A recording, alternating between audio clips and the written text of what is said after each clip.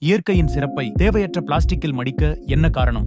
இப்போது நாம் நம் பேக்கேஜிங் முறை பற்றி யோசிக்க வேண்டிய நேரம்.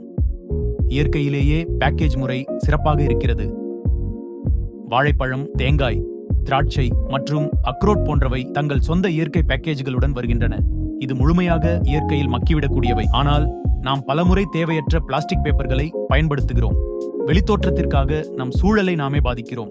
நாம் ஏன் நம் வளங்களை வீணடிக்க வேண்டும்? தீர்வுதான் என்ன? நாம் பயன்படுத்தும் கூடுதல் பேக்கேஜ்களை தவிர்க்கலாம். கடை உரிமையாளர்களிடம் பிளாஸ்டிக் பைகளை வேண்டாம் என்று கூறுங்கள். அதற்கு பதிலாக நாளிதழ் அல்லது துணி பைகளில் பொருட்களை வழங்குமாறு கேட்டுக்கொள்ளுங்கள். குறைந்த பேக்கேஜிங், அவை இயற்கையோடு இருக்கட்டும். நமது வாழ்விற்கு நிலைத்தன்மையான மாற்றங்களை மேற்கொள்வோம். சூழலுக்கு ஏற்று இயற்கையோடு வாழ்வோம்.